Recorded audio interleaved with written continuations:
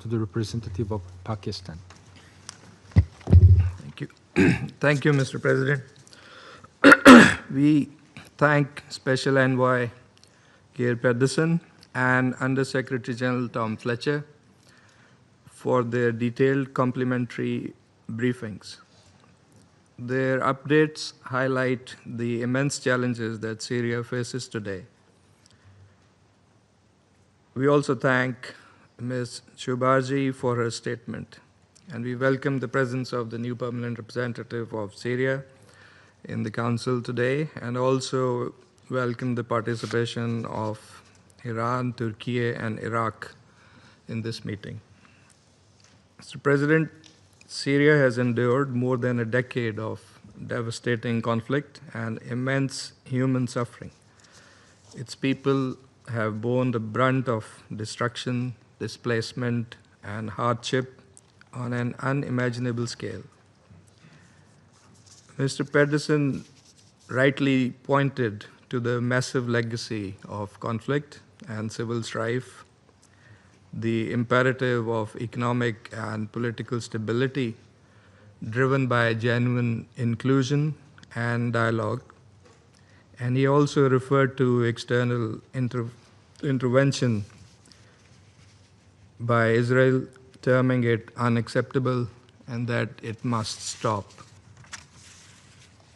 And in this council, we know very well how this issue of foreign interference intertwined with occupation has been a perennial problem and a key destabilizing factor that manifests itself across the situations in the Middle East. Mr. President, despite these challenges, the recent developments have provided a glimmer of hope for Syria. This opportunity must be seized, and the Council has a special responsibility here.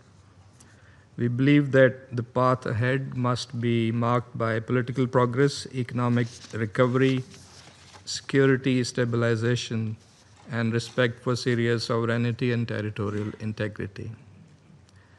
In this regard, first, it is essential that the political transition in Syria proceed in a smooth, credible, and inclusive manner.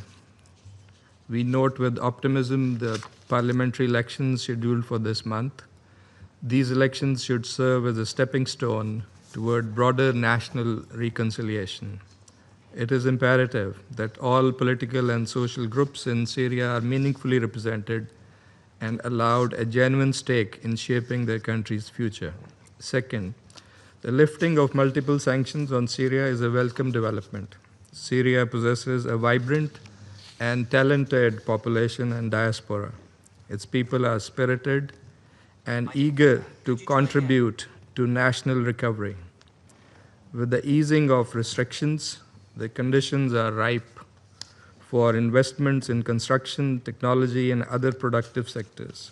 Such investments can serve as powerful engines for reconstruction, job creation, and economic revitalization, which are indispensable for durable peace.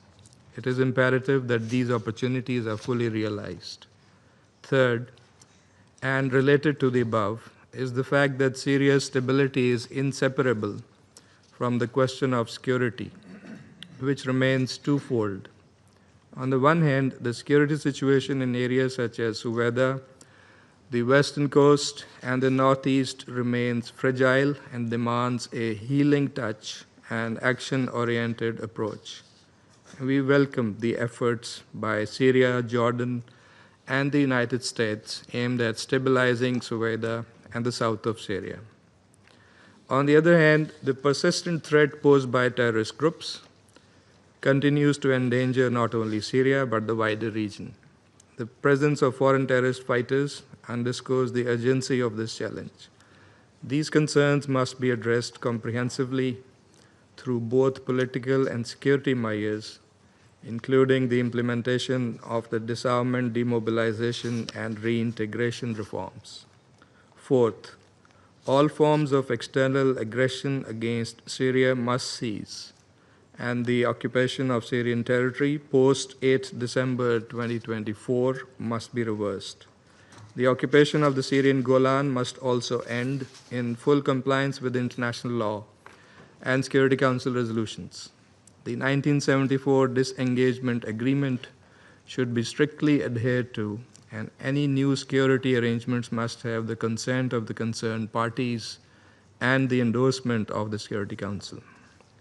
President, Syria's road to lasting peace and stability requires sustained international solidarity, unwavering respect for its sovereignty and territorial integrity, and tangible support to address its humanitarian and economic challenges.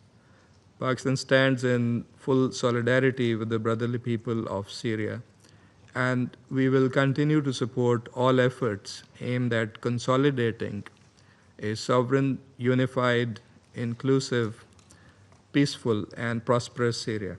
I thank you. I thank the representative of Pakistan for the statement. I now give the floor to the representative of France. Merci, Monsieur le Président. Je remercie tout d'abord l'envoyé spécial du secrétaire général, M. Geir Petersen, dont l'action toutes ces années doit être saluée et que nous remercions pour ses propositions d'aujourd'hui. Saluer également le secrétaire général adjoint des Affaires humanitaires, M. Tom Fletcher, qui nous rappelle l'urgence humanitaire, la nécessité d'y répondre, ainsi que vous, Madame Choubarji, importante voix de la société civile syrienne nouvelle. Je souhaite la très bienvenue à Monsieur le nouveau représentant de la Syrie à New York et je salue les représentants de l'Irak, de l'Iran et de la Turquie. Monsieur le Président, la Syrie vit un moment historique et le défi pour ce Conseil est simple. Comment l'aider? Comment se mobiliser autour d'elle alors qu'elle se relève d'une longue et terrible période de guerre civile et d'une période plus longue encore de tyrannie? Pour la reconstruction d'une Syrie réconciliée au service de la paix dans la région, l'ensemble de la communauté internationale doit apporter tout le soutien nécessaire. Telle est notre responsabilité. Ce défi a trois dimensions principales. D'abord, face à la situation sécuritaire en Syrie, il est crucial de rassembler nos forces avec celles de la Syrie afin de restaurer la paix civile et de protéger tous les Syriens sans distinction. Les violences ces derniers mois ont illustré l'ampleur des menaces au rétablissement de l'unité dans le pays et entre toutes les composantes de la société syrienne. Il y faut la volonté politique des autorités de Damas, fermeté face aux fauteurs de troubles, ouverture et inclusivité politique. Il y faut un esprit de justice. Le rapport de la commission d'enquête indépendante des Nations Unies sur les violences sur la zone côtière doit être la base de mesures de réparation. Il y faut de la constance pour que la justice traditionnelle contribue progressivement à panser les plaies du passé. La France salue chaleureusement la feuille de route conclue par la Syrie, la Jordanie et les États-Unis pour résoudre la crise dans le gouvernorat de Soueïda. Cette feuille de route constitue une première étape vers une désescalade que nous souhaitons durable. Nous en soutenons la mise en œuvre rapide sur le terrain. Une Syrie unie et stable implique aussi l'éradication de la menace terroriste. Nous appelons les autorités syriennes à intensifier la lutte contre